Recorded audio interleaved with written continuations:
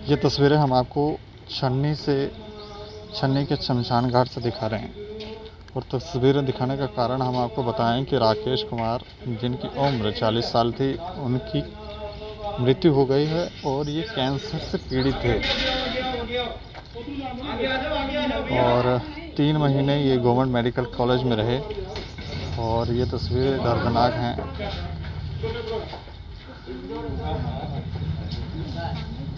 Live तस्वीरें हम आपको यहाँ से दिखा रहे हैं, लेकिन हम आपको बताएं बिश्नाह के रहने वाले थे राकेश कुमार। ये कृष्णा नगर पे किराए पे रहता था। कृष्ण नगर पे किराए? हाँ। बिश्नाह में तो मैं इसकी बहन रहती हूँ ना।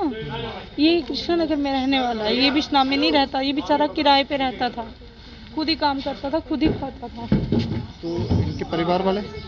मैं इसकी बहन हूँ। भाई इसका खुद किसी की दुकान पे बिल्डिंग का काम करता है, वो भी ऐसे बीमार रहता है। अच्छा। तो आप मतलब बेसिकली माता पिता कहाँ रहते हैं? मम्मी पापा हमारे नहीं है। मतलब घर कहाँ है? हमारा घर नहीं, ये किराए पे रहता था। अच्छा, ये किराए पे रहते हैं। मतलब कि जब मम्मी की डेथ हुई तो ये खज्जल हो गया समझो।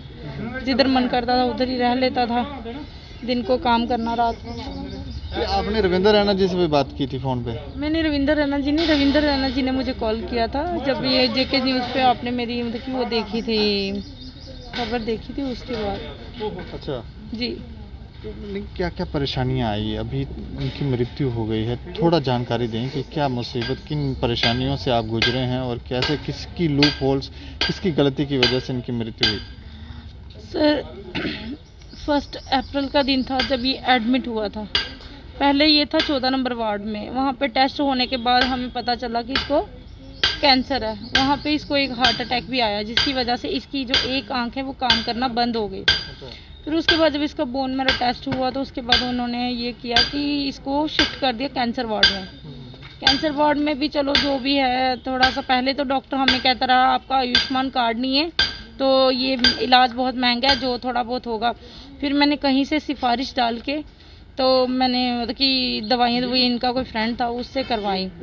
उसके बाद उन्होंने क्या किया कि वही दवाई चढ़ाई, तो उसके बाद फिर डॉक्टर ने मुझे छुट्टी दे दी। मैं घर ले गई, ये वहाँ पे सीरियस हो गया क्योंकि मेरा घर थोड़ा गाँव हुआ थोड़ा, तो मैं इसको लोड कैरियर ऑटो में वापस लेके आई। डॉक्टर ने बोला सिटी स्कैन वगैरह करवाओ, वो करवाया। फिर जब डॉक्टर ने दोबारा इसको एडमिट किया तो उसके बाद इसकी जो आवाज़ थी वो बिल्कुल बंद हो गई थी। ठीक है, डॉक्टर ने उस तरफ बिल्कुल ध्यान नहीं दिया। राउंड तो करता था लेकिन कभी भी उन्होंने ये चीज़ ऐसे लगा के या चेक नहीं किया है कि इसकी क्या हालत है, क्यों है, कैसे है, क्यों, इसका कोई और इलाज तो नहीं चाहिए, इसको कोई आंखों वाले डॉक्टर को तो नहीं दिखाना है। देखो ना, उस बंदे की आप देख रहे हो कि बॉडी पूरी की पूरी खराब हो चुकी है। ठीक है, और जब वो भी हट गया, जब उसका एंड टाइम आया, उसको कोरोना पॉजिटिव बोल के सिटी स्कैन करवाओ। हमने बुरी तरह से, दोनों जनों ने मिलकर इतनी बुरी तरह से इसको नीचे से ऊपर करके सिटी स्कैन कराया, कहने लगा कोविड है। ठीक है, आज रिपोर्ट उसकी नेगेटिव आई है और उस बंदे को वहाँ से भी खज्जल कर दिया। आप इमरजेंसी में भेज दो ताकि मैं बहन हूँ या कोई भी है, हम उसके पास रुक तो सके।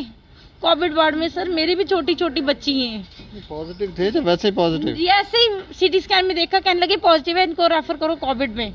जब वहाँ पे रिपोर्ट होती है तो वहाँ पे वो नेगेटिव आता है।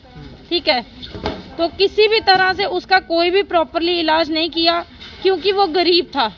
ठीक है, यही है कि वो गरीब था, इसी कारण उसका इलाज उसको नहीं मिल पाया। कैंसर कितनी देर पहले पता चला? कैंसर यही सर मैं कह रही हूँ 1 अप्रैल को ये एडमिट होता है, 10 तारीख को हमें पता चलता है कि इसको कैंसर है।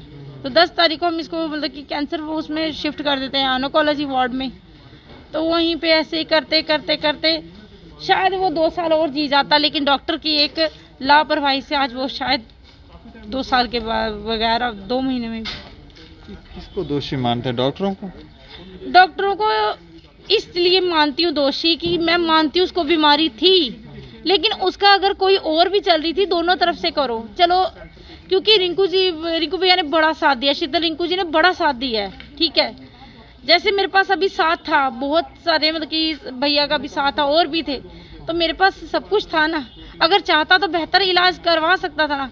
डॉक्टर उसी का अच्छे से इलाज करता है जो इसको क्लिनिक में दिखा सके, जो उसको क्लिनिक में नहीं दिखाता वो इसका इलाज भी नहीं करता। कोई मतलब नहीं है, कोई लेना देना कोई नहीं। लेना देना नहीं है।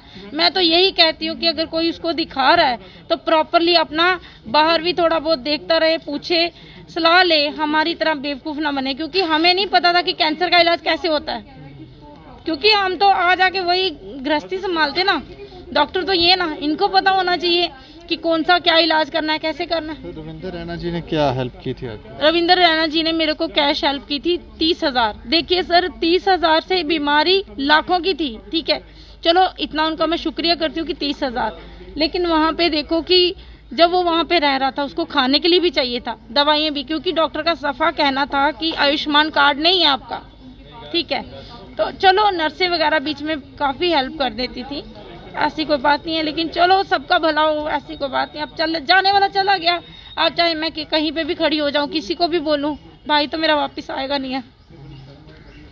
तो ये दुखद तस्वीरें हैं और हम आपको छन्नी से दिखा रहे हैं, लेकिन हम आपको थोड़ी जानकारी दे दें कि रविंदर रैना जी की एक वीडियो काफ़ी वायरल हुई थी जिसमें वो फ़ोन कॉल पे बात कर रहे थे एक लेडी से, और ये वही लेडी थी, ये इस शख्स की, राकेश कुमार की सिस्टर हैं, और उन्होंने हेल्प भी की थी रविंदर रैना जी ने इनको। लेकिन उसका गला नहीं चल रहा, कम से कम देखो तो सही, ठीक है।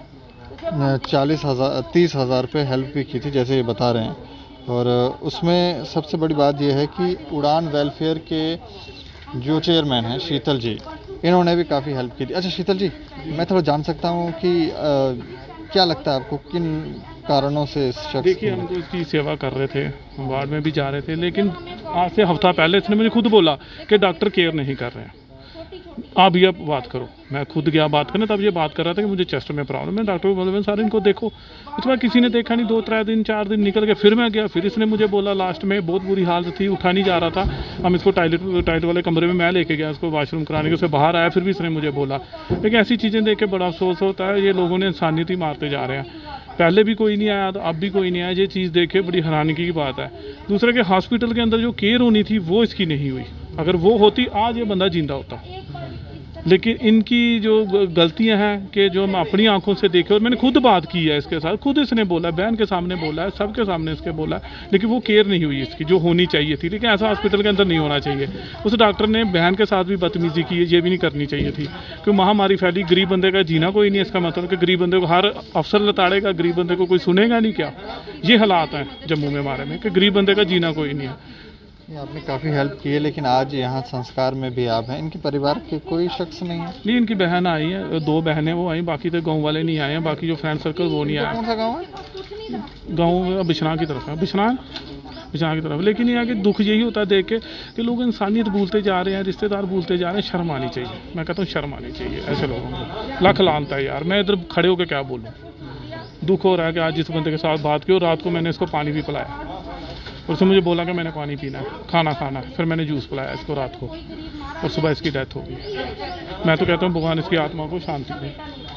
हम हाथ जोड़ के प्रार्थना करते हैं कि शांति दे भगवान इसको। चलिए, हम भी प्रार्थना करते हैं ईश्वर से कि इनकी आत्मा को शांति मिलनी चाहिए। और ये जब तस्वीरें हम देखते हैं तो जैसे ये कह रहे हैं, तस्वीरें देखते हैं तो दुख होता है, लेकिन जैसे ये बता रहे हैं कि यहाँ पर डॉक्टरों का जो है, डॉक्टरों की गलती के कारण इस शख्स की मृत्यु हुई है। संज्ञान लेने की ज़रूरत है। अब पता नहीं क्यों डॉक्टर लापरवाही कर रहे थे, जैसे ये कह रहे हैं कि गरीब था इसलिए नहीं सुन रहे हैं, इसलिए नहीं देखा जा रहा, किसी को कोई मतलब नहीं है, गरीबों की कोई नहीं सुनता। ये थोड़ी सी बातें जब हम सुनते हैं तो थोड़ी सी, जब हम ऐसी बातें सुनते हैं तो हम थोड़े परेशान हो जाते हैं, और हमें भी लगता है कि ये कहीं ना कहीं इंसानियत को शर्मसार करने वाली तस्वीरें हैं। लेकिन हम आपको फिर से बता दें, राकेश कुमार 40 साल उम्र थी, कैंसर से पीड़ित थे, गवर्नमेंट मेडिकल कॉलेज में इलाज करवा रहे थे। रविंदर रैना जी ने इनकी हेल्प की थी, 30,000 रुपये, जैसे उनकी बहन बता रही हैं कि 30,000 रुपये कैश दिया था, लेकिन ये बीमारी काफ़ी घातक थी, ऐसे में वो इसको नहीं बचा पाए। प्रयास परिवार वालों ने बिल्कुल किया। उड़ान वेलफेयर के चेयरमैन हैं शीतल जी, इन्होंने प्रयास किया, लेकिन आखिरकार वो मृत्यु को प्राप्त हुए। और हम सभी लोग ये प्रार्थना करते हैं कि ईश्वर इनकी आत्मा को शांति दे। बाकी आप देखते रहें दैनिक सवेरा समाचार। मुझे और मेरे सहयोगी अरुण डोगरा को दें इजाज़त। नमस्कार।